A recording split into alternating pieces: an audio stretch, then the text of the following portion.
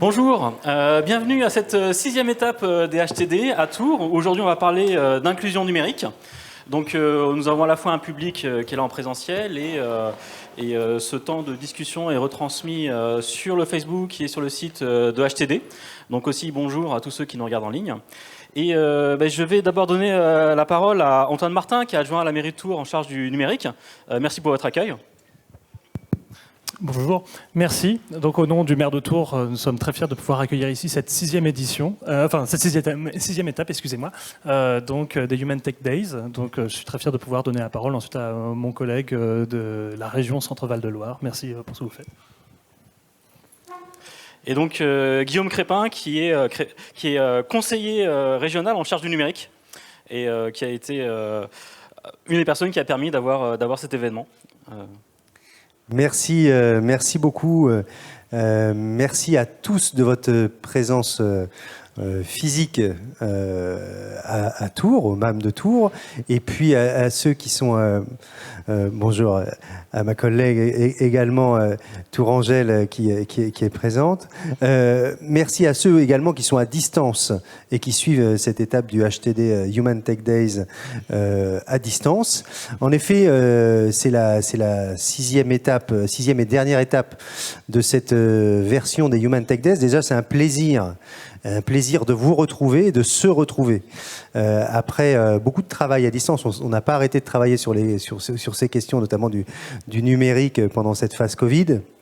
Mais ces moments où on se croise, où on échange, où on bâtit des projets ensemble, ce moment qu'ont été les Human Tech Days en région Centre-Val de Loire était nécessaire, et on a fait le choix de repartir sur chacun des territoires, au plus proche des territoires, dans chaque département, d'organiser des rencontres de ce type. Et à chaque fois, ça a été un succès. Alors on avait l'ambition d'adresser les grands sujets, les grands enjeux du numérique aujourd'hui. Le numérique, c'est un domaine qui change très très vite, qui évolue très très vite et qui interpelle, qui interroge sur un certain nombre de questions fondamentales, comme la question de la souveraineté, de la maîtrise, de l'émancipation à travers le numérique, des fractures sociales qu'on peut voir se répéter dans le domaine du numérique, des fractures numériques, on en parlait ce matin encore, et puis la question des grands enjeux environnementaux, la question de la sobriété également, la question du cyberharcèlement, voilà. Tous ces grands sujets ont été adressés dans les Human Tech Days, dans les différentes étapes qu'on a tenues à Orléans, à Bourges, à Châteauroux, à Chartres, à Blois, et qu'on termine aujourd'hui sur la question de l'inclusion numérique, un numérique pour tous, avec tous. On sait que malheureusement, l'outil du numérique qui se développe dans l'ensemble des champs de nos vies peut laisser un certain nombre d'entre nous, de nos concitoyens, de côté. On le verra tout à l'heure, il y aura des témoignages qui diront tout cela. Et l'ambition régionale, l'ambition de la région Centre-Val de Loire, c'est, comme le nom l'indique, c'est de mettre le numérique au service de l'humain et l'humain au cœur de ce développement numérique. Et il s'agit bien de mettre toutes et tous dans le wagon et ne pas laisser 17, 18%, 20% de nos concitoyens parce qu'ils ne maîtrisent pas l'outil numérique, parce qu'ils ne savent pas aller sur Internet, parce que comme un certain nombre de leurs concitoyens, ils ne sont pas à l'aise avec le numérique, de les laisser de côté. Donc pour ça, on a un certain nombre de structures qui agissent en région, qu'on appuie, et notamment un hub d'inclusion numérique qui s'appelle le Hub Law, avec qui on adresse ces sujets-là, et on souhaitait mettre cette question du numérique pour tous au cœur de ces Human Tech Days. Donc c'est le sujet qui va nous occuper aujourd'hui. L'idée, au bout de ces 6 étapes, c'est d'avoir, avec l'ensemble des acteurs du territoire régional, réfléchi aux grands enjeux du numérique pour notre région et nourri notre stratégie régionale, la stratégie de la région Centre-Val de Loire, qui va être posée à l'automne prochain. On ne pouvait pas le faire sans vous.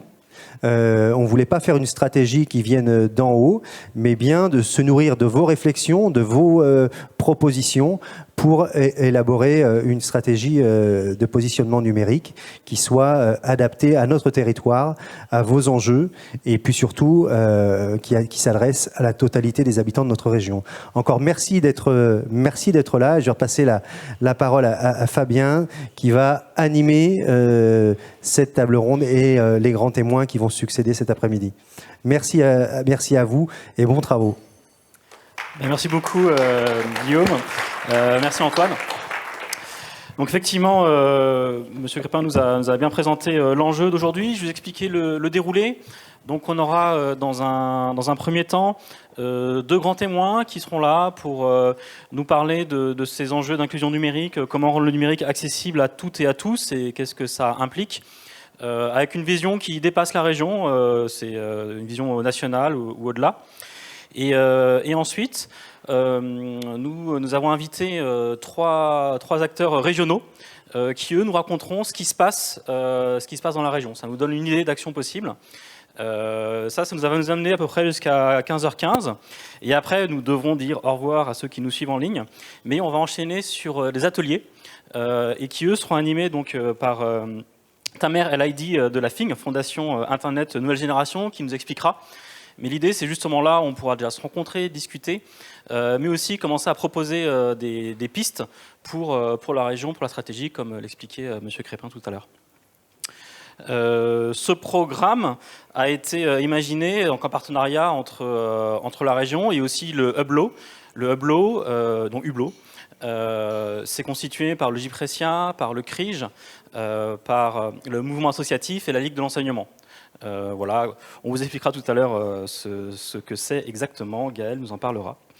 Mais j'ai proposé du coup à Guillaume Pradalier et Jacques-François Marchandise de nous rejoindre.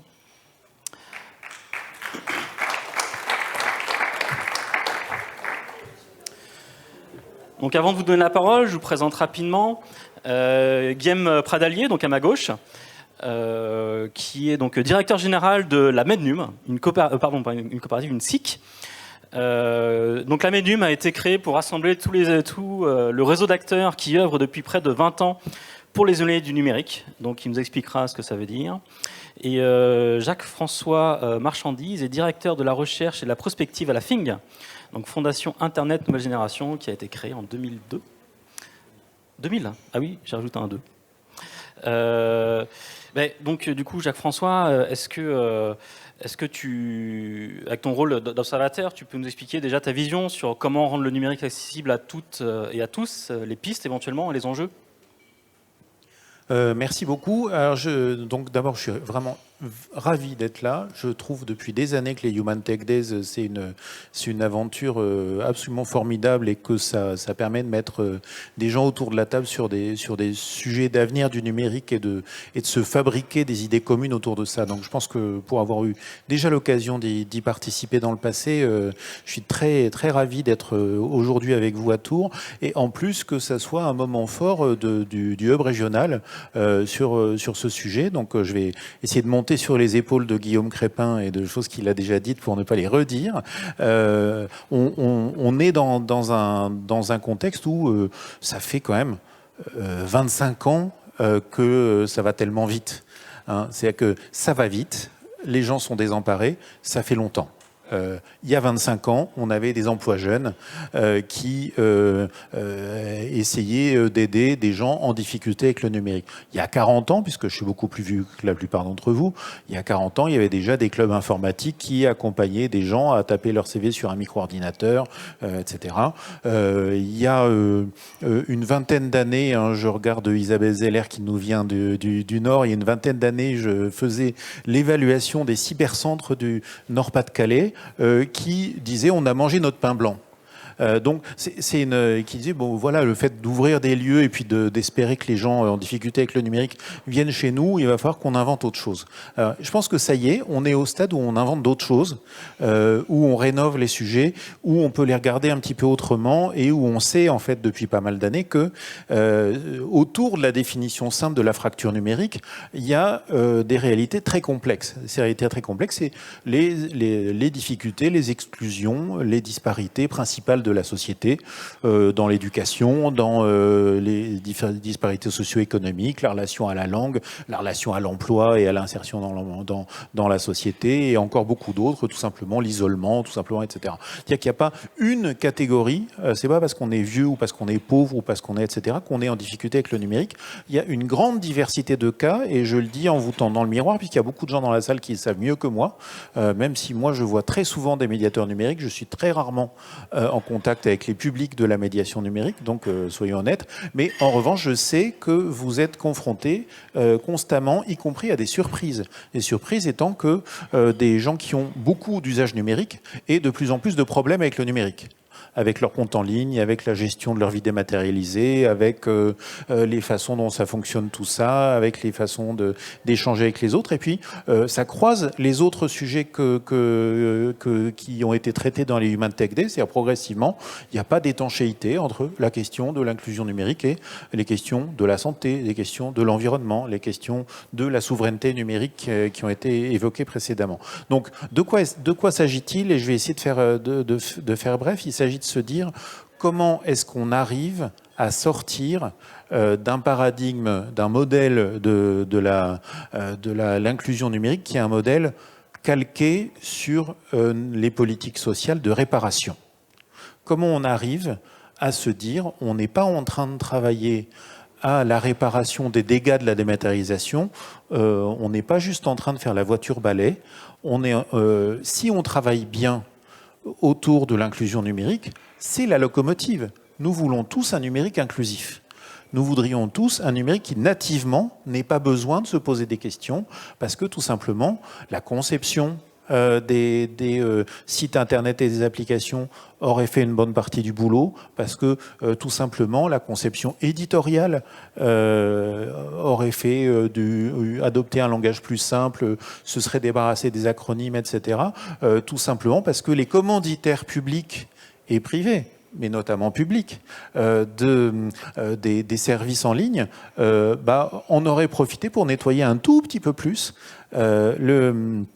le millefeuille administratif, les termes incompréhensibles, le qui fait quoi, etc.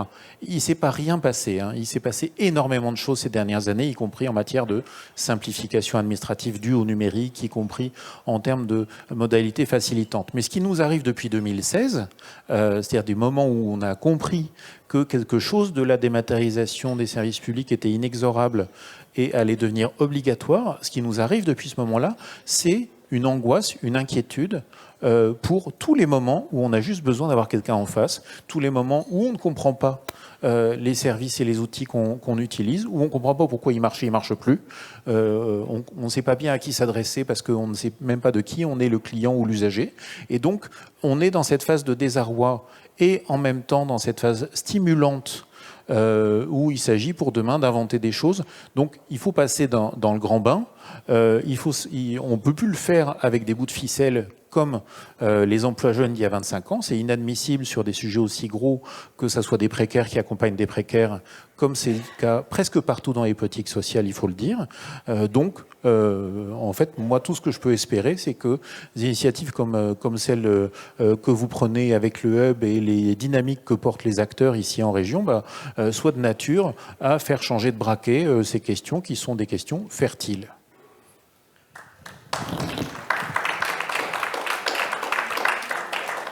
Donc merci d'avoir mis en avant cet enjeu de professionnalisation de l'accompagnement sur les usages numériques.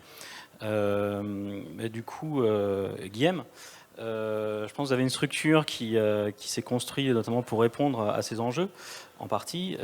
Est-ce que qu'est-ce que vous avez à répondre finalement, ou prendre la suite de ce que Jacques-François nous a expliqué ? Bonjour à toutes et à tous. Merci de nous accueillir. Très heureux d'être là aussi. Et très d'accord avec Jacques-François, forcément. La MENUM s'est construite un peu sur ses bases. C'est une structure plus récente que la FING, puisque la MENUM a environ 5 ans, enfin, on aura 5 ans cette année. Et finalement, vous allez voir que dans sa construction et dans ce qu'on a imaginé, ça se construit d'une manière à répondre à un certain nombre d'enjeux que Jacques-François décrivait. D'abord, celui d'un besoin social qui est très grand, trop grand. Alors on parle de 13, 14, 15 millions, police ou manifestants, de Français qui seraient éloignés du numérique. En réalité, ça c'était les chiffres avant Covid, hein, donc il y a des études qui sont en cours. Moi je pense qu'aujourd'hui on va avoir de vilaines surprises parce qu'on n'a pas forcément arrangé les choses. Quand on pense à toutes les personnes qui ont été mises de manière un peu forcée en télétravail, etc. Alors je n'étais pas fan du terme fracture numérique, on en parlait juste avant, parce qu'en fait c'est pas si net, hein. On est éloigné du numérique, on l'est tous, nous aussi, hein, à notre manière et à certains moments de notre vie, que ce soit dans la vie professionnelle, pour accéder aux droits sociaux, et même dans nos loisirs, hein. Enfin, donc face à ce besoin qui paraît comme ça un peu insurmontable, il y a une volonté d'agir et d'agir massivement. Donc si on veut faire les choses, pour le faire et pour le réussir, il faut le faire ensemble. Donc le faire ensemble, ça veut dire à notre niveau rassembler le plus largement possible les acteurs et les commanditaires, les organisations et même les personnes qui s'intéressent à ces sujets d'inclusion numérique. Et donc au sein de la Mednum, comme ça, on regroupe plus de 110 sociétaires aujourd'hui. Hein. Au début, on avait beaucoup moins. Avec une grande particularité enfin plusieurs particularités. C'est pas un objet facile à expliquer, la Mednum. Donc c'est une société coopérative, donc c'est non lucratif. On a une des particularités qui est d'avoir l'État au capital, aussi bien que des collectivités. Qu'un grand nombre d'acteurs, assos, coopératives, hub, personnes physiques. On parlait des médiateurs, beaucoup sont, et peut-être certains dans la salle, en freelance, issus des emplois jeunes ou autres constructions progressives. Voilà, donc on représente de manière assez large tous ces acteurs. Pourquoi finalement? Pour plusieurs choses. La première, porter leur voix et essayer de donner plus de moyens à ces acteurs et au secteur de l'inclusion numérique en agissant ensemble. Ensuite, de les aider à produire des solutions massives, hein, industrielles à l'échelle nationale. Quand tout seul, on ne peut pas le faire ou on est un peu isolé, nous, on se dit qu'à plusieurs et nationalement, on peut faire mieux et apporter des solutions qui sont des solutions responsables et dans l'esprit de cette construction progressive depuis 20 ans autour des acteurs de l'éducation populaire, du mouvement Fab Lab, etc. Et puis, nouveauté aussi, comment est-ce qu'on fait maintenant pour renforcer ces acteurs-là, et notamment les acteurs qui font dans les territoires. On parlait d'emplois qui étaient des emplois temporaires, jeunes, qui se sont transformés potentiellement en emplois précaires du numérique sur beaucoup d'indés, pour ceux qui ont été les plus courageux, qui ont accepté de continuer malgré les conditions dans lesquelles ils devaient exercer. Donc voilà, on a nous vocation aussi à essayer de renforcer ces acteurs en tant que structure et dans leur pratique.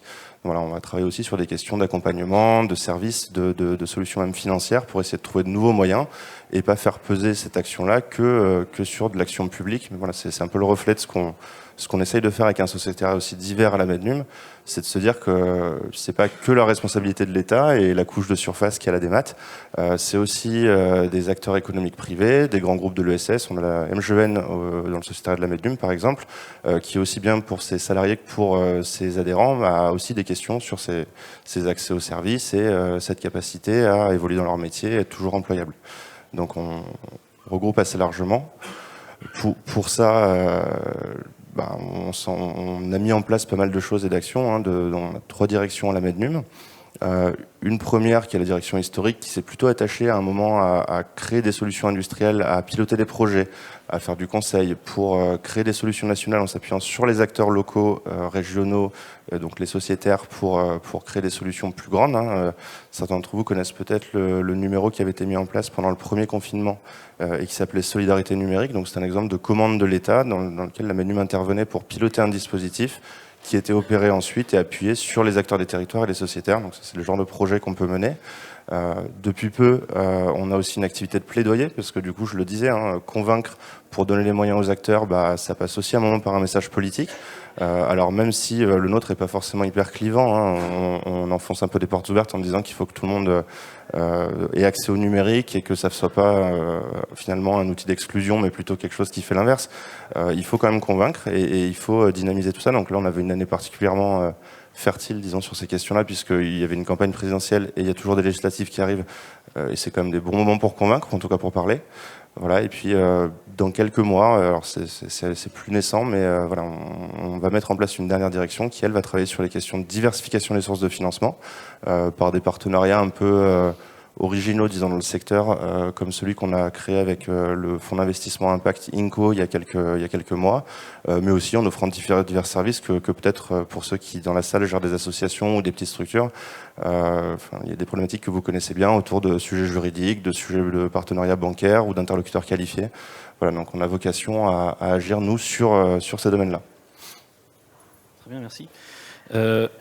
Jacques-François, tout à l'heure, quand on discutait pour préparer un petit peu, vous avez sorti une expression que j'ai trouvée intéressante, qui était comment faire que l'inclusion numérique, ce soit pas le wagon de train, mais la locomotive. Et après, il y a ce sujet que vous avez dit, il faut arrêter, où on est peut-être en train de sortir de ce moment où ce sont des personnes qui sont en situation de précarité, qui aident les gens en situation de précarité. Et du coup, ma question, c'est quelles sont les pistes pour arriver à passer à cette professionnalisation? Là, on a un exemple. Il faut de la structuration, il y a aussi du financement. Voilà, quelles sont les pistes que vous avez en tête?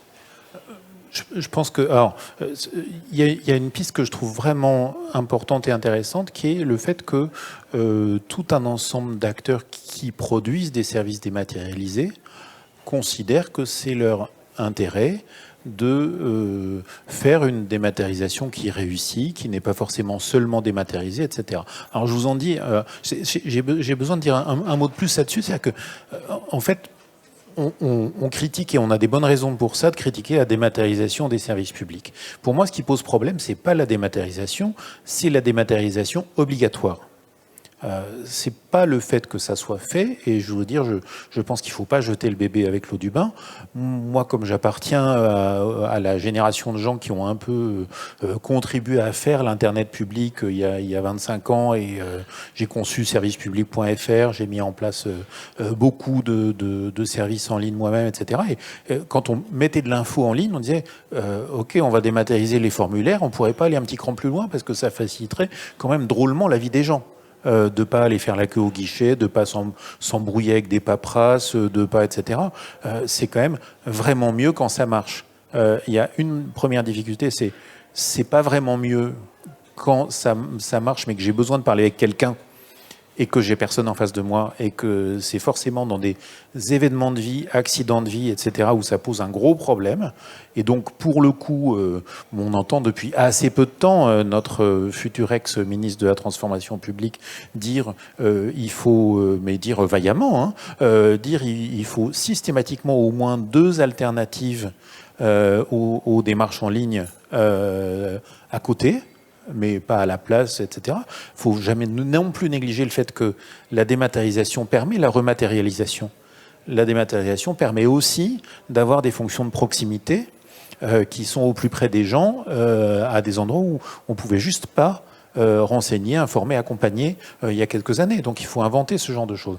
Deuxième chose, en fait, les industriels et les innovateurs comprennent bien que s'ils continuent à faire des services qui mettent les gens en échec, ça va pas bien se passer. Alors ils comprennent bien, mais ils y sont pas formés.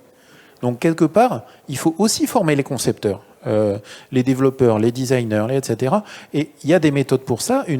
On sait très bien, quand on est un petit peu dans le web, que parmi les acteurs qui ont le plus tôt fait avancer la qualité du web, il y a les acteurs du handicap. Tout simplement parce que la conception inclusive, le global design, etc., c'est en fait des pratiques professionnelles, c'est des points d'appui, c'est des référentiels qui sont solides, sur lesquels on peut s'appuyer, etc.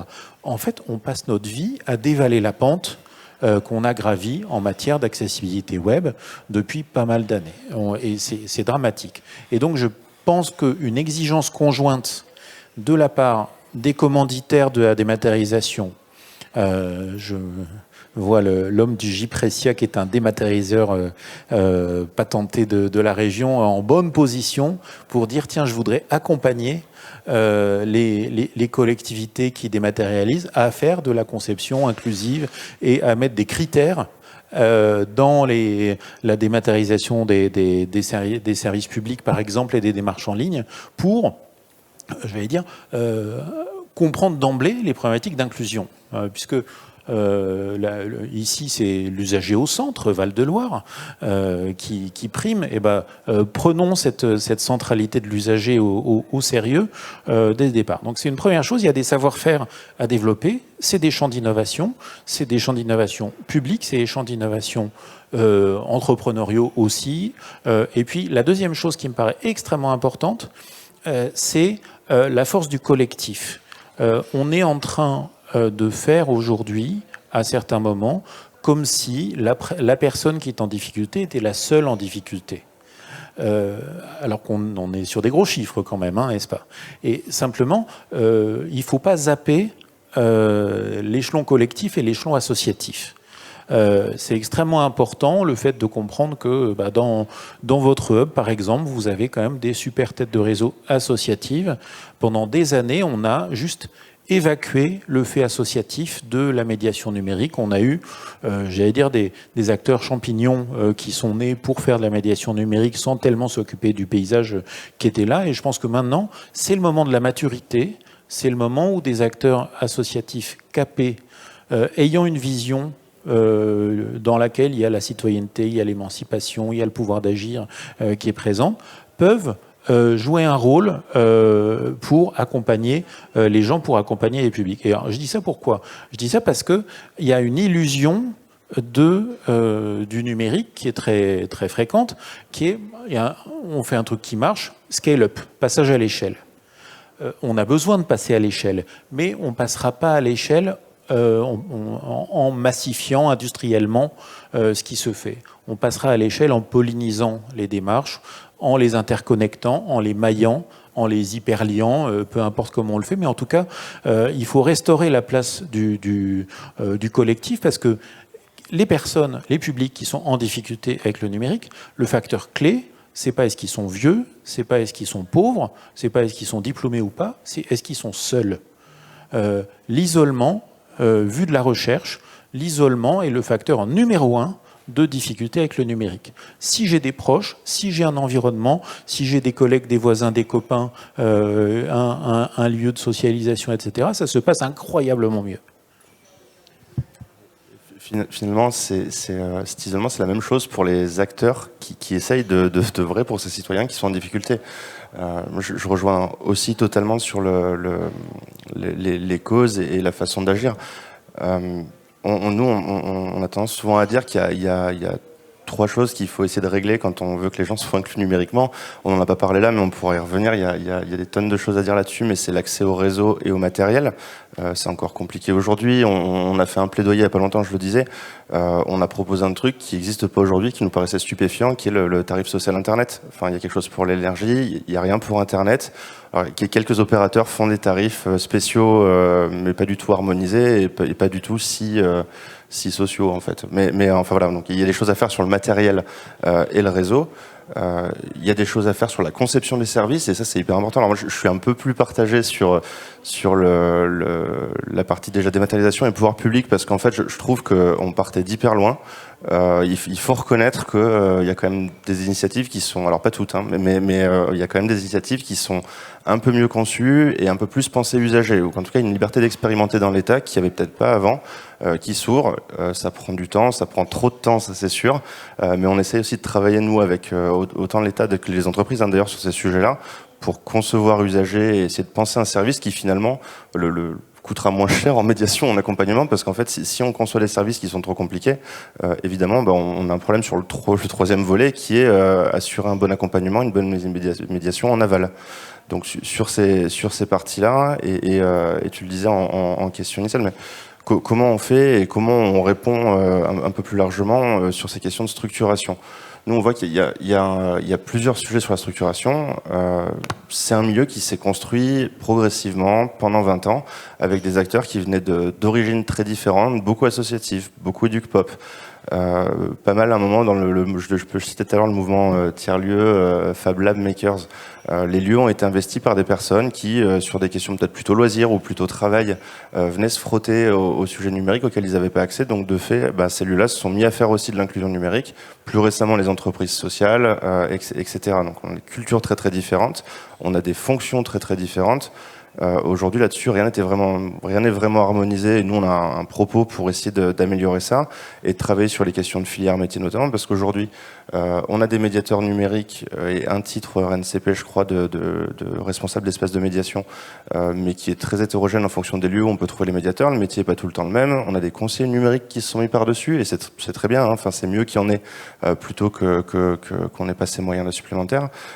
Des cadres de la médiation numérique ou de l'inclusion qui sont souvent pas des cadres du secteur, et je suis le premier exemple.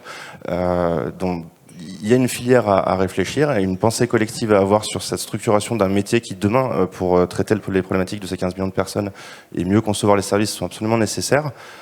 Et pour autant, les choses bougeaient pas trop. Et je pense qu'il faudra qu'on arrive à trouver à résoudre ce problème-là, ne serait-ce que pour, en périphérie, arriver à travailler de la bonne manière avec les travailleurs sociaux, avec la médiation culturelle ou avec les autres métiers qui, eux aussi, sont challengés aussi dans leur réponse quand ils reçoivent les usagers par les problématiques numériques et qui, pour autant, ne seront pas demain des médiateurs numériques, mais devront faire un peu de médiation numérique et la comprendre de manière à bien s'interfacer avec les réseaux de médiation numérique qui sont de vrais métiers et dont la filière doit être structurée encore. Ok, merci. Juste, je rappelle, pour ceux qui sont ici, mais aussi ceux qui sont en ligne, je pense que vous avez le bandeau sur la vidéo. Vous pouvez poser des questions par SMS. Le numéro, c'est 07 67 77 62 22. Mais je pense que c'est écrit. Alors du coup, la question que je voulais vous poser, mais je pense que vous avez commencé à y répondre, c'est les métiers des personnes qui accompagnent les usagers étaient complètement transformés. Ils se retrouvent à endosser un rôle d'accompagnant numérique qui n'était pas leur métier à la base. Est-ce que c'est des choses sur lesquelles vous agissez de quelle manière? Alors, aujourd'hui, on est très centré, la Manu était très centrée sur les acteurs de l'inclusion numérique, mais pour autant, je le disais tout à l'heure, on a quand même pas mal de parties prenantes, et notamment des collectivités et autres, avec dedans des fonctionnaires aussi, parfois, des chargés de mission qui gèrent les questions de médiation numérique pour les collectivités les mieux équipées, les plus averties sur ce sujet-là, hein, parce que, alors, je fais la parenthèse, et je trouve que c'est hyper bien ici, mais on a encore un niveau de prise de conscience et de traitement des sujets d'inclusion numérique, alors numérique en général, hein, mais inclusion encore pire, dans les collectivités qui est assez flippant parce que en fait ça s'est construit de manière aussi sédimentaire hein, dans les collectivités, aussi bien chez les élus que côté fonctionnaires, avec des personnes qui étaient plutôt appétentes et qui d'un coup ont développé quelque chose dans une métropole, dans un département parce que ça a été branché au social, une région plutôt pour les lycées ou pour l'économie, mais c'est hyper hétérogène. La compétence aujourd'hui inclusion numérique, elle est pas portée et ça dépend uniquement de la bonne volonté des élus ou des collectivités du coin qui s'en sont saisis. Et ça, je pense qu'on a beaucoup de progrès à faire dessus en termes de structure. Mais je ferme cette parenthèse-là et je reviens sur mes acteurs et les métiers. Aujourd'hui, en fait, le numérique, il transforme tous les métiers et nous, on est en train de chercher avec la Manu à se rapprocher de plus de filières professionnelles pour essayer de discuter avec ces filières-là de justement comment se font ces jonctions avec un écosystème qui structure d'acteurs de la médiation numérique. Et d'un autre côté, les acteurs de ces filières professionnelles qui ont besoin de devenir, alors peut-être à 5% pour certains, à 30% pour d'autres, médiateurs numériques dans leur temps. Hein. On parle de santé pas mal en ce moment. Sur ces sujets-là, le médecin est peut-être l'un des premiers médiateurs numériques demain quand on va parler de mon espace santé.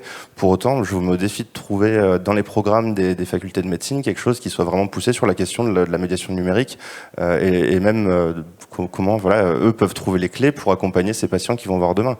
Ils le font pas, ils sont très loin, mais en fait, on leur donne pas les clés non plus. Donc, ces sujets-là interfilières, nous, on essaye de les travailler pour essayer d'aller plus loin. Les gens qui s'occupent des gens, je pense que c'est une question vraiment importante. Il ne faut pas oublier le fait que les métiers de la médiation sont des métiers qui s'occupent des gens. La question est toujours qui s'occupe des médiateurs à propos. Il y a quelques années, c'était l'orphelinat. C'est-à-dire qu'on avait vraiment au fond des médiateurs numériques qui étaient parfois, alors qui n'étaient pas dans les organigrammes de leurs employeurs, donc ils recevaient même pas leur courrier.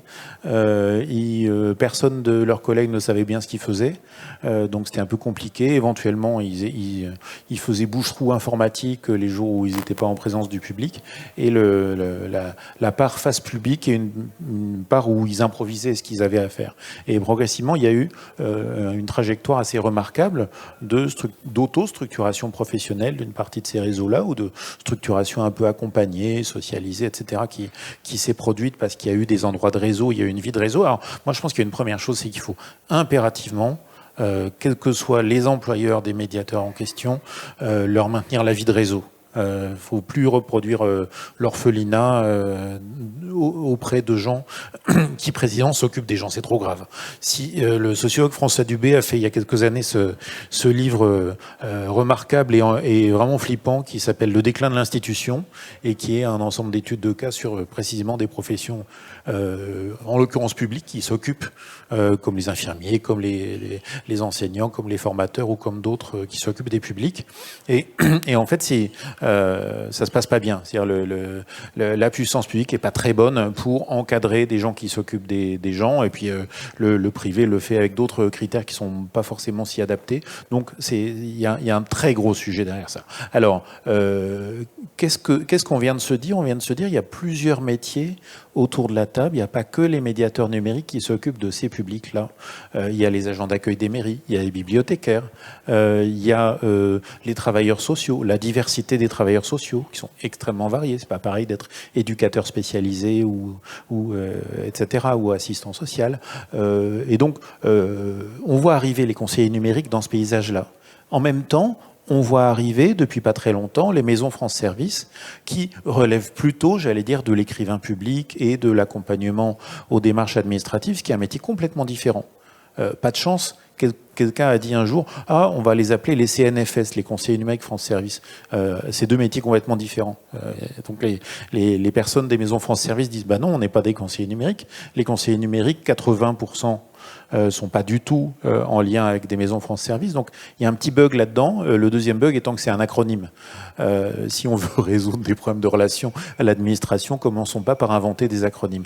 Ce qui me paraît intéressant, on pourrait faire un inventaire longuement des personnes en relation avec les publics, mais une partie de ces personnes-là sont pas si à l'aise avec le numérique, sont éventuellement en revanche à l'aise avec les problématiques sociales compliquées, avec les questions culturelles compliquées, avec la citoyenneté, avec l'ingénierie démocratique, avec l'ingénierie pédagogique et avec encore beaucoup de choses. Ça serait une très mauvaise mayonnaise de penser que tout le monde peut tout faire. C'est absolument pas vrai. Simplement, on est en train de se demander qui on peut former au numérique. Il faudrait aussi se demander à quoi on devrait former les gens du numérique. Tiens, former les travailleurs sociaux au numérique, c'est chouette. Se dire qu'ils savent peut-être déjà des choses et qu'éventuellement ils ont des choses à apprendre aux médiateurs numériques, ça serait pas mal. Ça rétablirait un petit peu de symétrie au lieu de venir coloniser des métiers qui ont des savoir-faire forts et des éthiques professionnelles solides par du numérique qui vient de nulle part pour eux. Donc, on n'est plus au début de cette histoire-là, mais on est à un moment donné où une partie des gens concernés par cette question de la médiation numérique et cette question de l'inclusion n'ont pas envie de baisser le nez devant le numérique. Ils ont envie de pouvoir faire des choix, ils ont envie de comprendre ce qui leur arrive, ils ont envie de se dire mon problème principal c'est l'accès à l'emploi, mon problème principal c'est l'accès à la connaissance et à la culture, mon problème principal c'est le lien social, etc. C'est pas le numérique. Et le numérique est un des outils de ça, et c'est dans cet esprit-là qu'il faut conduire les démarches. Et en fait, avec qui les médiateurs numériques et avec qui les acteurs du numérique ils vont en tandem au lieu d'y aller de façon dominante. Moi, je pense qu'on a encore un peu des choses à débugger là-dessus. Nous, les gens du numérique, qui sommes spécialement arrogants, sûrs de notre pouvoir et dominateurs, et qui, quelle que soit la question, avons la réponse. Là, pour le coup, on n'a peut-être pas toutes les réponses tout seul. Il faut peut-être savoir écouter les savoir-faire des autres. Les secteurs autour sont hyper preneurs, hein, et pour rebondir sur cet exemple-là, alors, les sujets dont je parlais là étaient plutôt, disons, une grosse partie des sujets de tête de réseau de la Mednum. Nous, en fait, c'est assez rigolo parce qu'on assume un non-choix, hein, finalement. C'est un secteur qui se structure. Du coup, on est à la fois une tête de réseau qui fait des actions politiques et qui peut avoir des idées sur les liens entre filières, et à la fois un industriel, finalement, qui essaie de créer des solutions collectives sur du numérique. Et que ce soit dans un volet ou dans l'autre de nos activités, ces ponts-là, on les voit tous les jours. Et en fait, le côté bidirectionnel de la chose est hyper vrai. Sur les questions, par exemple, de plaidoyer, on a été très très copains avec France Asso Santé quand on a commencé à dire qu'on voulait mettre des acteurs de la médiation numérique dans les instances de représentation en démocratie sanitaire, de manière à ce qu'en fait, quand l'usager est là, que les équipes médicales ou d'encadrement sont là, dire que le sujet numérique doit être accompagné à cet endroit-là pour leur faire comprendre, c'est hyper bien. La même chose sur des sujets opérationnels, on discute beaucoup avec la Croix-Rouge sur les publics. Alors on a un biais à la MENUM, on travaille beaucoup avec les publics réfugiés.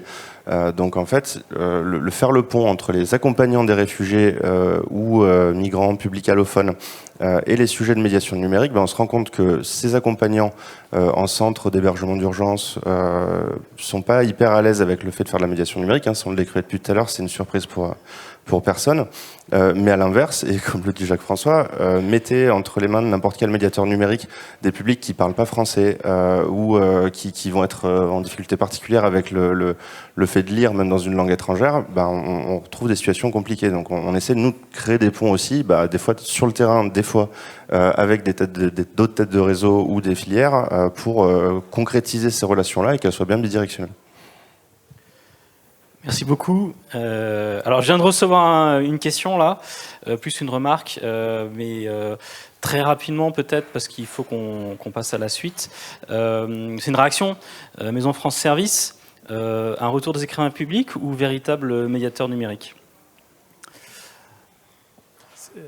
Maison France Service, écrivain public. Maison France Service, point d'entrée dans la relation à l'administration, tentative de remettre en place des services publics de proximité, avec ou sans numérique. Avec l'aide du numérique, ça va mieux. Ça allait déjà mieux dans les maisons de services publics des années 90 qui disaient on voudrait vraiment avoir Internet parce que ça nous permettrait d'informer les gens et qu'ils aient accès à leurs dossiers, quand on était quelque part en zone de montagne et qu'il fallait manquer de se tuer pour pas louper les horaires de fermeture du guichet qui était à 3 heures en voiture et à 27 km. Mais voilà, c'est la présence des services publics qui a changé de nom 27 fois. Essayons de tenir Maison France Service. Faisons pas comme si c'était des lieux dédiés au numérique. J'aime bien dire un peu les deux là. Du coup, le numérique est évidemment dans la Maison France Service et les services publics sont évidemment autour chez les acteurs de la médiation numérique. On réfléchit pas mal. Alors on parlait pas mal du canal physique et des lieux France Service là en l'occurrence, ou des dispositifs de médiation numérique et d'accompagnement. Physique aussi, ou autour de services numériques. Parlons du téléphone. Nous, on aime bien le téléphone à la MENUM parce qu'on s'est rendu compte pendant le confinement avec Solidarité Numérique qu'en fait c'est un super canal pour les personnes qui sont éloignées du numérique parce qu'en fait leur mettre des tutos ou des FAQ ça marche pas du tout. Donc du coup le téléphone ça permet à des publics qui sont beaucoup plus loin de venir accéder et de créer des synergies comme celles qui peuvent se mettre en place autour de Maison France Service qui sont hyper intéressantes. J'appelle peut-être parce que j'ai un problème CAF ou avec un service particulier dématérialisé, souvent c'est ça. Mais en fait là le médiateur numérique prend son utilité pour essayer d'identifier une difficulté et d'envoyer vers un parcours plus complet qui permettent à la personne qui est en difficulté à la base avec un droit ou un service public, mais d'aller un peu plus loin et de s'en sortir avec les sujets numériques. Et là, on peut parler peut-être de premiers pas vers l'émancipation sur certains sujets, que ce soit dans tous les aspects de la vie, service public comme peut-être loisir demain. Ok, merci beaucoup pour vos présentations. Donc sachez que à partir de 15h15, quand on sera dans les ateliers, j'imagine que vous resterez un petit peu, ce sera possible de continuer à échanger si ces discussions vous ont éveillé des questions, des interrogations ou des envies. Maintenant... Il y a plein de ressources là-dedans, super intéressant. Lisez-le, il y a même peut-être une version numérique, qui sait. Sur le site, nous dit Guillaume Crépin. Je vais appeler maintenant nos témoins régionaux.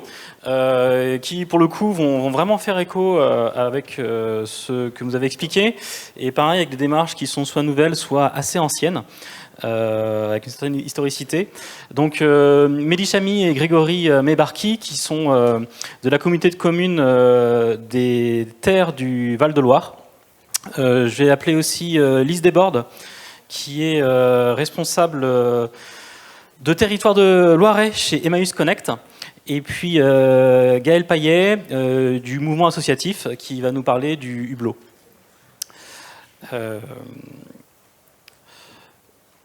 Donc je vais commencer par donner la parole à Mehdi Chamy et Grégory Membarki, donc du service inclusion numérique. Donc là c'est bien parce que ça fait un super relais avec les interventions qu'on vient d'avoir. Et notamment vous allez nous expliquer comment est-ce que vous avez créé un service dédié et pérenne sur l'inclusion numérique au sein d'une Comcom, plutôt qu'un service technique ou une DSI. Voilà. Déjà, bonjour à tous, merci de nous avoir invités. Donc, je remercie Baptiste Chapuis, Olivier Join, Mourad Benasser. Et Mourad Benasser, quand il m'a appelé pour me dire ça serait bien que tu participes à la Human Tech et dire l'expérience que tu vis au sein de ton territoire, je me suis dit qu'est-ce que je vais apporter? Je connais la Human Tech, qu'est-ce que je vais apporter? Et au regard de ce que j'ai écouté aujourd'hui, je me dis qu'en fait, j'ai compris ce que Mourad a voulu. C'est qu'en fait, je vais vous parler d'innovation, mais dans un territoire rural. Parce que la médiation numérique, ce n'est pas, on n'a pas de beaux équipements comme ça, mais pour autant, on essaye d'innover. Et tout à l'heure, Monsieur Marchandise a dit tout à l'heure quelque chose de très juste. Il a dit que le sujet de l'inclusion numérique est souvent laissé à des personnes qui sont déjà en situation de difficulté. Et donc, pour ne pas dire précaire. Et moi, j'ai connu ça. Donc voilà, j'ai été emploi jeune en montant, j'ai fait j'ai fait un peu de médiation numérique et j'ai travaillé en milieu bibliothèque, médiathèque. Et il est vrai que cette question était toujours suspendue à des politiques d'aide publique, à la volonté d'élus, et c'était un éternel recommencement. C'est-à-dire qu'on montait un projet, on montait un espace multimédia avec, pour ceux qui ont connu ça, les tours CD Pro, on faisait de l'accompagnement collectif, l'accompagnement scolaire, etc. Et puis les financements n'étaient plus là, et il fallait abandonner le service ou le downgrader. Et ça, j'ai vécu ça pendant 20 ans, dans les médiathèques et les bibliothèques.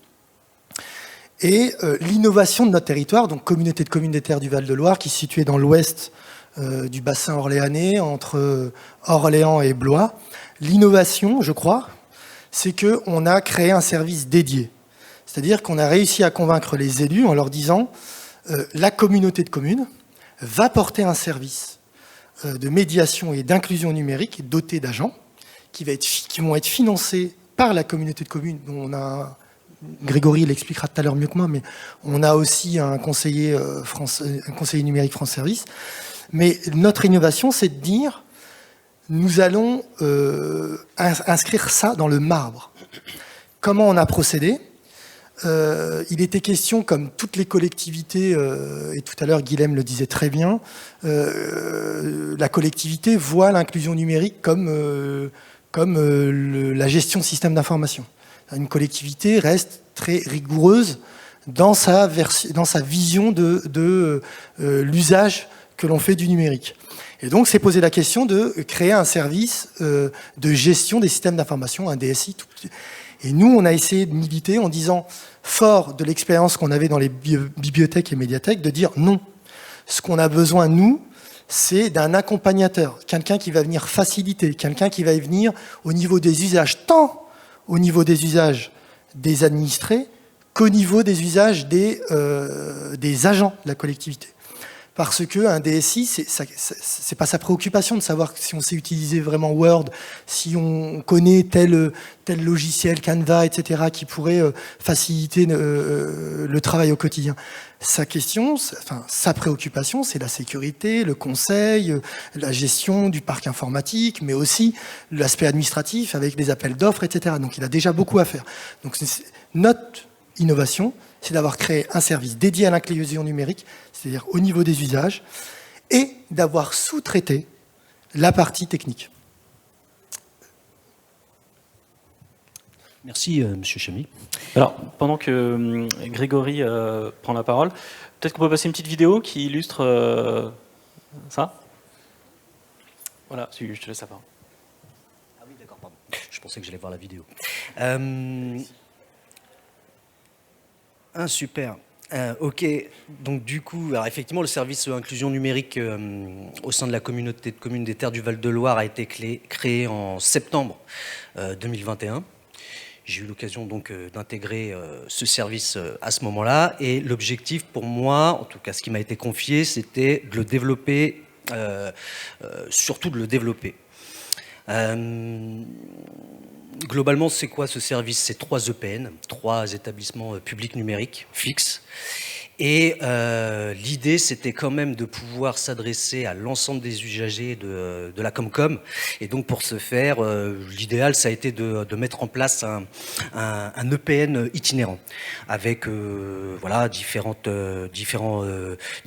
outils qu'on met à disposition des usagers, que ce soit une connexion Internet. Alors là, je parle des ateliers qu'on met en place, c'est-à-dire que nous, on va à la rencontre des usagers, on leur met à disposition des outils, les PC, les tablettes éventuellement, puis la connexion Internet, puisque en fonction des, on va dire des communes, toutes n'étant pas équipées d'un point type point lecture avec une connexion Internet, c'est à nous de venir avec. Aujourd'hui, ce service, c'est 3 personnes. 3 personnes, dont une qui est avec nous 30% de son temps, puisque le reste du temps, effectivement, c'est une bibliothécaire. Et puis, et globalement, je dirais, le conseiller France Service, lui, a une formation technique. Et de mon côté, je viens plutôt, moi, du privé au départ.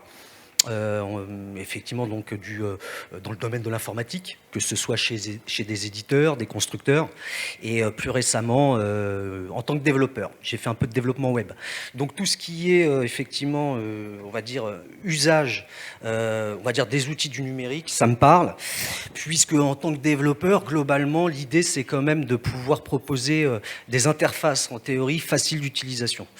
On se rend compte que c'est pas toujours évident, et je dirais c'est pas toujours évident de proposer un outil ou des outils qui vont convenir à tout le monde ou qui vont être faciles d'utilisation à tout le monde.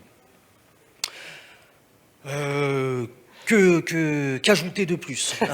C'est pas évident. Voilà, donc voilà pour ce qui est du service en question à la Comcom. En tout cas, c'est un exemple concret qui fait complètement écho avec ce qu'on disait précédemment. Comment passer à quelque chose de pérenne et pas faire travailler des gens en situation de précarité avec des contrats temporaires. Du coup, j'ai donné la parole maintenant à Alice Desbordes, qui est responsable de territoire Loiret chez Emmaüs Connect, où là, finalement, c'est quelque chose de complémentaire qui, donc, votre objectif, c'est de venir en appui à des structures dont les usagers ont des besoins d'accompagnement sur le numérique. Donc, par exemple, vous, il y a 20 ans, vous créez votre service. Et comment faire monter en compétence ces animateurs pour qu'ils acquièrent une certaine autonomie. Vous m'avez dit aider ces structures à passer la première marche. C'est ça, exactement. Merci pour l'introduction. Bonjour à tous. Effectivement, nous, on a aussi cette volonté de pérenniser les actions d'inclusion numérique sur les territoires.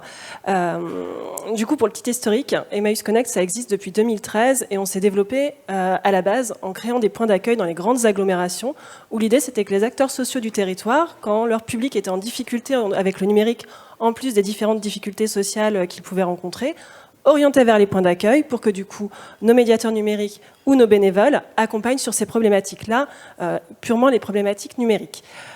Du coup, avec le confinement, on a réfléchi autrement. Je reprends l'image de pollinisation de Monsieur Marchandise qui me plaît beaucoup. L'idée, c'était de pouvoir pérenniser, mais en pollinisant.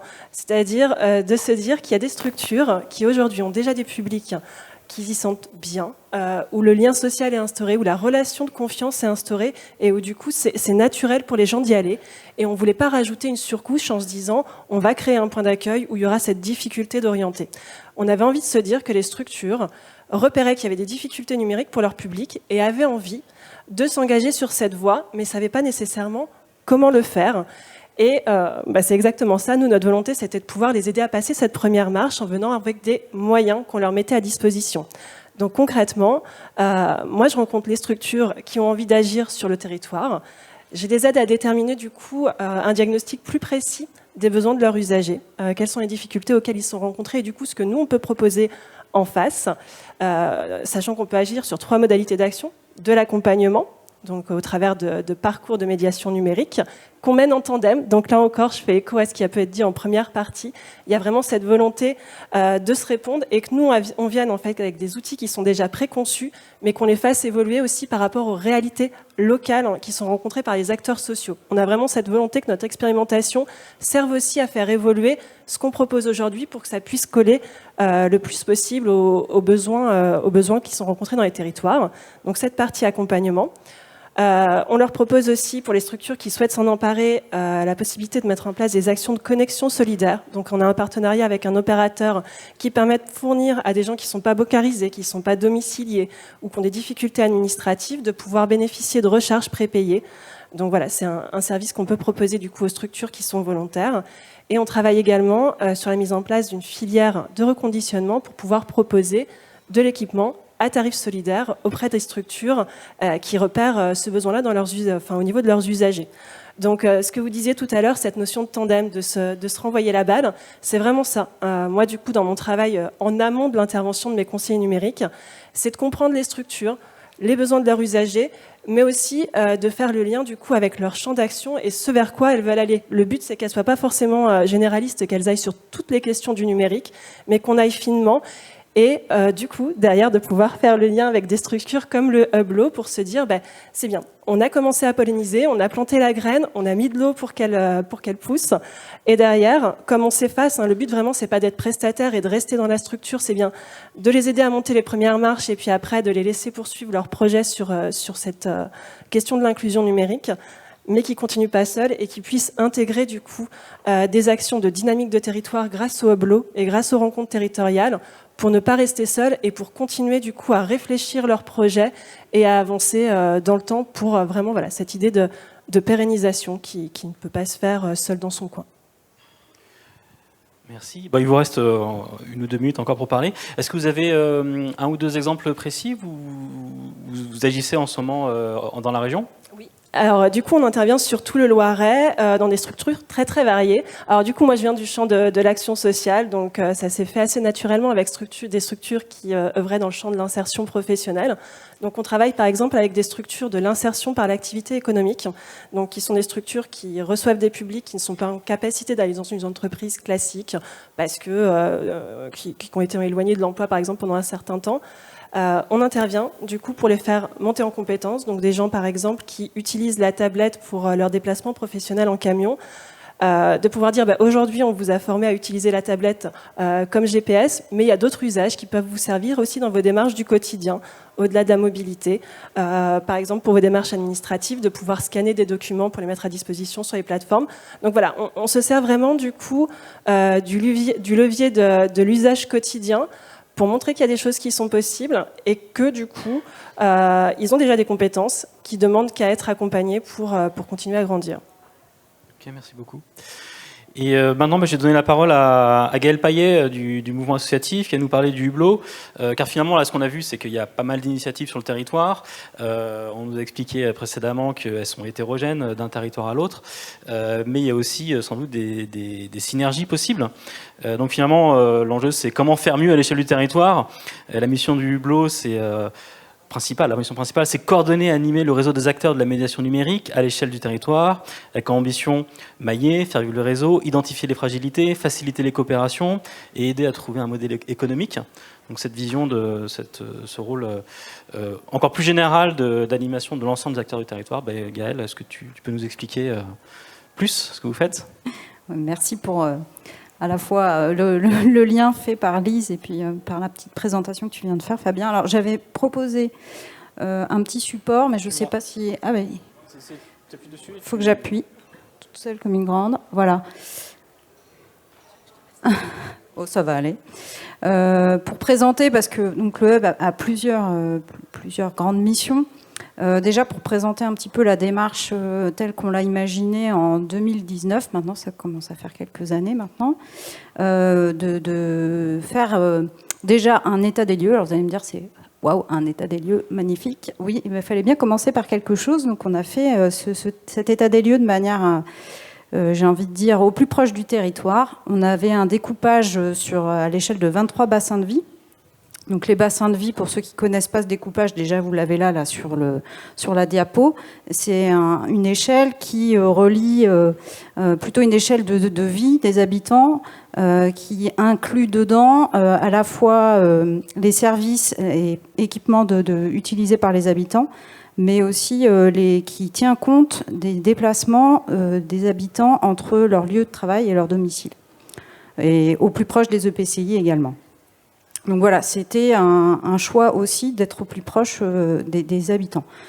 Donc ces 23 bassins de vie ont donné lieu à 23 monographies, donc qui ont permis d'identifier une partie, parce que je ne pense pas qu'on a été exhaustif complètement, mais l'objectif c'est bien d'avoir un état des lieux permanent de l'identification des acteurs de la médiation numérique.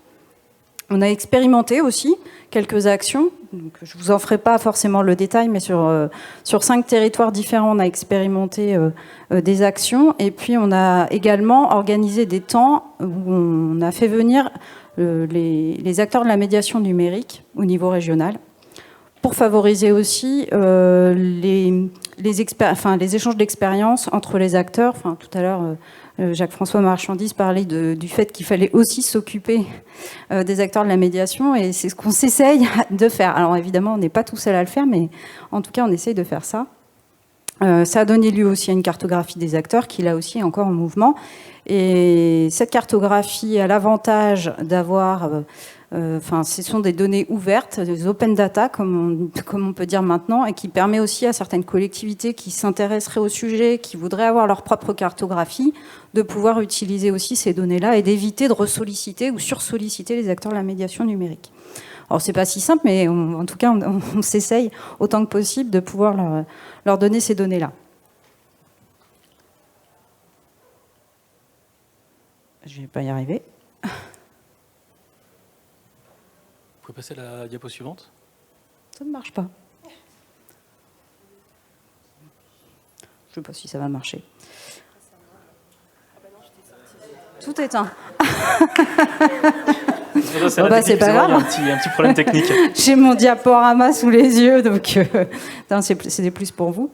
On reprenait quelques éléments de données après. Ouais, c'est un petit peu trop avancé. Non, mais sinon, c'est pas grave. Je pense que je peux... Oui, voilà.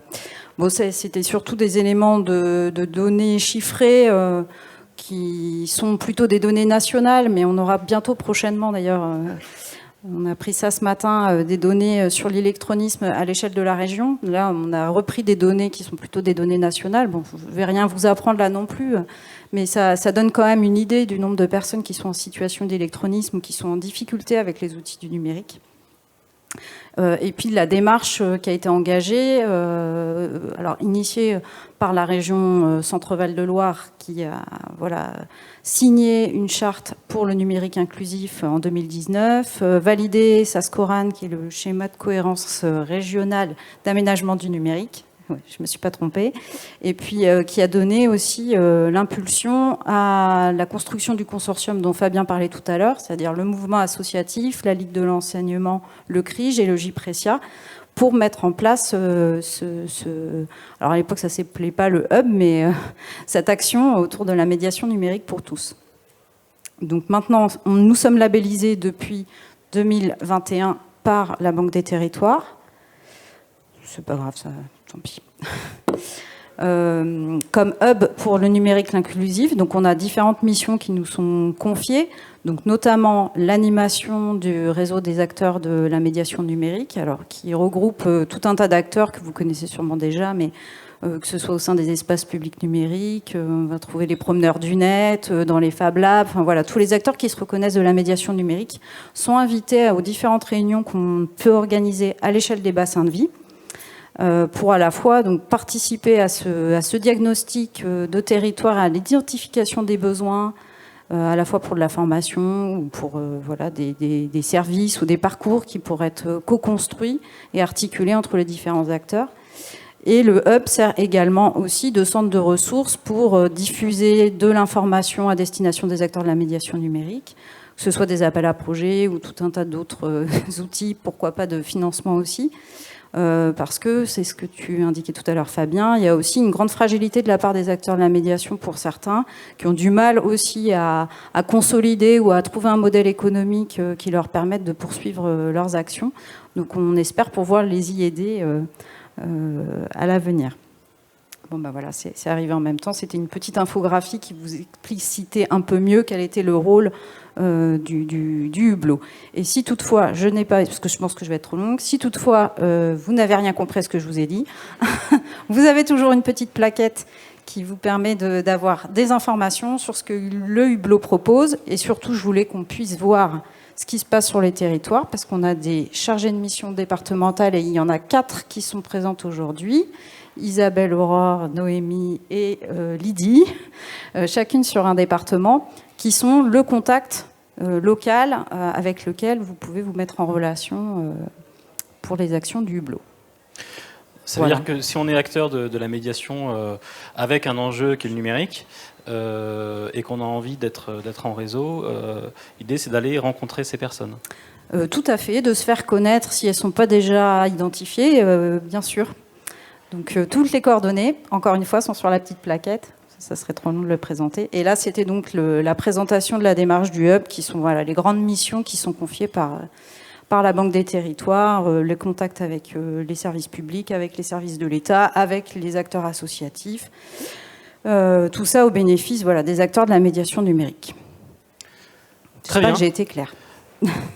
Est-ce qu'on a encore 5 minutes, donc s'il y a des questions dans la salle, vous pouvez les poser. Sinon, si vous avez hâte de vous lever et d'aller vers l'atelier, on peut aussi y aller. Quelques mains se lèvent, oui, non. Pour l'instant, donc pas de questions qui arrivent par SMS. Mais merci beaucoup pour vos présentations. Merci aussi au public et donc aux personnes qui nous ont suivis en ligne. Nous allons dire au revoir à ceux qui étaient en ligne.